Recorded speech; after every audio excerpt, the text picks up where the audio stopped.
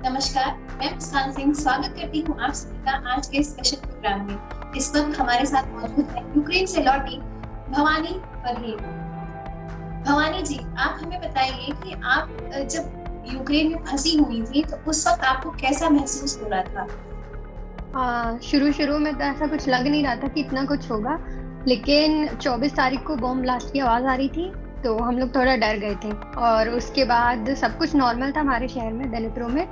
लेकिन last last मतलब 1 तारीख के बाद से सायरन बजने स्टार्ट हो गए थे, तो हम लोग बंकर्स में छिप जाते थे। जैसे कि अभी आपने बताया कि आप 1 तारीख से आप बंकर में थी, लेकिन जब आप उसके पहले जब वहां पे थी तो वहां कैसा माहौल था आसपास? क्या आपको बमबारी की आवाजें सुनाई दे रही थी या हाँ आपको हाँ, सारी सिर्फ 24 एक डेट थी जब हमको बॉम्ब वगैरह की आवाजें आ रही थी। तो जैसे ही इस टाइम आवाज आई तो मॉल में एकदम सब लोग वारुस की तरफ दौड़े, मतलब इसलिए कि अपने अपने शायद स्टॉक कलेक्ट कर लेते हैं, क्योंकि हो सकता है आगे सब कर्फ्यू वगैरह लग जाए, और जो कि लगा भी। और एकदम मॉल बिल्कुल खाली हो चुके थे, खाने पीने की चीजें एकदम एंड। तो क्या आपको वहां पे जैसे कि एम्बेसी कह रही थी, इंडियन एम्बेसी कह रही थी कि वो आपको सारी एसेंशियल चीजें प्रोवाइड करवाएंगी, आपको कोई चीज की तकलीफ नहीं होगी, तो क्या उन्होंने अपनी तरफ से ये चीजें आपको प्रोवाइड कराई थी, आपको सपोर्ट नहीं किया था? नहीं, इंडियन एम्बेसी से कोई हेल्प नहीं मिली खाने वाने की चीजों में। वो सिर्फ हमारा यूनिवर्सिटी की थी। यूनिवर्सिटी आपको सारी चीजें प्रोवाइड करा रही थी? हाँ मतलब मैच हमारे चालू ही था, हॉस्टल में खाना जाता था। और बस, बाकी इंडियन एम्बेसी से खाने पीने की कोई हेल्प नहीं मिली है। और जहाँ हम थे वहाँ बॉर्डर के बाद से पूरी हेल्प थी।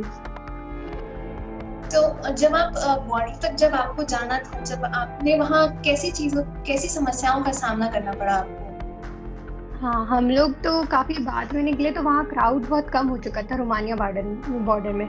तो जब इवैक्यूएट हमने खुद को किया डैनिप्रो से रोमानिया तक, 15,000 रुपए देकर, हर बच्चे से 15,000 लिया था यूनिवर्सिटी ने, इंटरमोस्ट कंपनी ने।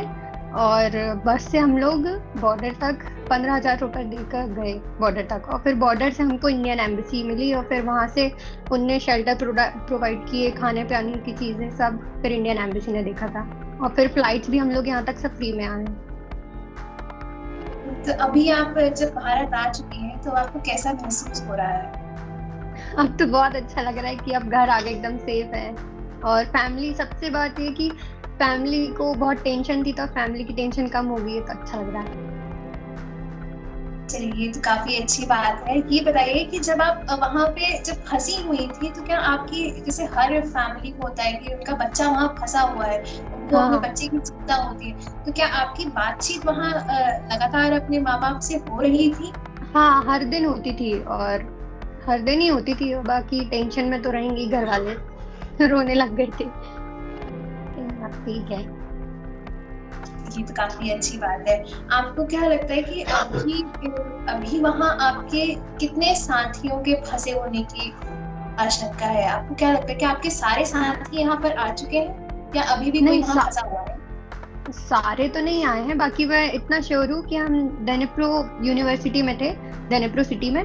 तो उस यूनिवर्सिटी में मेरे जितने फ्रेंड्स थे वो सब बॉर्डर क्रॉस कर चुके हैं, तो वहां तो कोई नहीं, अब बॉर्डर क्रॉस में होंगे। बाकी यहाँ भी इंडिया आने कुछ बाकी है, अभी रोमानिया में होंगे बहुत सारे।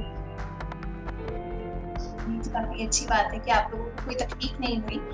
तो हाँ। अभी जैसे आपका जैसे अभी आप सबकी पढ़ाई रुकी हुई है, थम गई है, तो इस चीज को लेकर के आप सरकार से क्या चाहती हैं?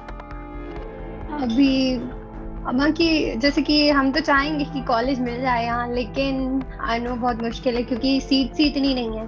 गवर्नमेंट में तो चांस ही नहीं है, और प्राइवेट में भी अगर मिलती है तो शायद फीस बहुत ज्यादा होगी, कि जो कि होना नहीं चाहिए, क्योंकि अगर फीस ही इतनी रहेगी तो हम फिर वहां जाते ही क्यों। मतलब यहाँ फीस ही इतनी है, एक सेमेस्टर की 8 लाख है प्राइवेट कॉलेजेस में, तो फीस वगैरह कम होनी चाहिए। ये ये हम इस बारे में तो कुछ कह नहीं सकते हैं, लेकिन हम हाँ चाहेंगे हाँ। कि सरकार आपकी सारी मांगे पूरी करे, जैसी भी है, हम्म। जो भी है।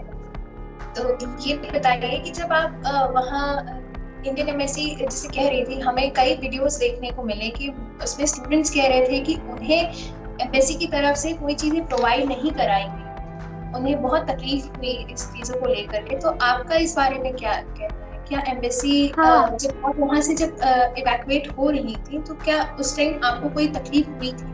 एम्बेसी ने आपको कोई चीजें प्रोवाइड करवाई है? हाँ, कुछ बच्चों को बहुत प्रॉब्लम हुई है। जब जैसे पोलैंड वगैरह में थे तब बहुत क्राउड था, तो बच्चे 25 किलोमीटर तक पैदल चले थे, 10 घंटे वहां बॉर्डर में खड़े रहते तब जाके उनका नंबर आ रहा था। या फिर तब भी ये भी दिक्कत हो रही थी कि यूक्रेनियंस को पहले जाने दे रहे थे।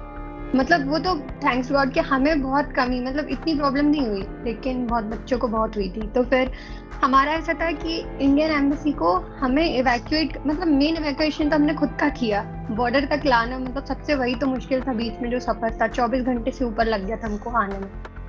तो हम चाह रहे थे इंडियन एम्बेसी से कि हमको मतलब उस सिटी से इवैक्यूएट करवाएं हमको बॉर्डर तक, लेकिन वो हमने खुद किया। फिर वहां से इंडियन एम्बेसी मिली है बॉर्डर से। अच्छा, आप वहां पे कितने समय से रह रही हैं? यूक्रेन में आप जब हाँ, थी तो कितने समय से? मैं मेरा तो फर्स्ट ईयर ही चल रहा है, तो मैं 1 दिसंबर को ही गई थी वहाँ। तो आप वहाँ पे कई लोकल से आपकी मुलाकात हुई होगी, आप कई लोगों से वहाँ बातचीत की होगी आपने, तो आपके हिसाब से उनकी क्या राय है इस युद्ध को लेकर? हम इतना तो नहीं कर पाए थे क्योंकि वहाँ यूक्रेनियन है लैंग्वेज, और हम लोग मतलब इंग्लिश या हिंदी, और वहाँ के लोगों को भी इतनी अच्छी इंग्लिश तो नहीं आती, लेकिन फिर भी कुछ कुछ आ जाती है। तो बाकी वहाँ तो टीचर्स भी बोल रहे थे कि जाने की जरूरत नहीं है, यहीं रहिए, आप यहीं रहिए। डीन वगैरह आके बोल रहे थे कि हम भी तो हैं पेरेंट्स, हम लोग भी यहीं हैं, आप भी यहीं रहिए। तो पहले भी। जब आपकी यूनिवर्सिटी आपको कह रही थी कि आप यहाँ रहिए, तो क्या वो आपको सारी चीजें प्रोवाइड करवा रही थी? क्योंकि डर का माहौल काफी ज्यादा बना हुआ था उस समय में, क्योंकि 13 दिन हो गए हैं युद्ध को चलते हुए। अगर आप हाँ हाँ वहां रहती तो क्या आपकी यूनिवर्सिटी आपको सारी चीजें प्रोवाइड करवाती? क्या आपको वो हाँ सुरक्षा प्रोवाइड करवाती?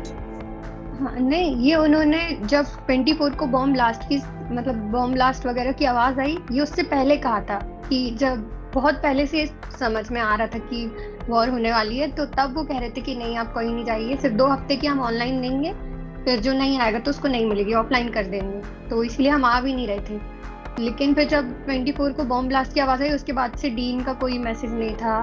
फिर बोलने लगे कि अगर आप जो बच्चे जाना चाहते हैं वो जा सकते हैं। तो अब उनका क्या कहना है इस बारे में, आपकी स्टडीज को लेकर के वो क्या कह रही है? क्या अभी भी आपकी ऑनलाइन क्लासेस यहाँ पर आने के बाद भी हो रही है, कंडक्ट कराई जा रही है? नहीं नहीं, तो हमारी अभी 12 मार्च तक छुट्टी है। उसके बाद ऐसा बोल रहे हैं, मतलब जो हमारे ग्रुप का लीडर है उसकी होती होगी, मतलब 3 से बाद। तो फिर वो ऐसे बोल रहे हैं शायद या 14 मार्च या तो फिर नेक्स्ट मंथ से हमारी ऑनलाइन क्लासेस स्टार्ट हो सकती हैं। तो जब मुश्किल है, तक बाकी अपनी अब देखते हैं।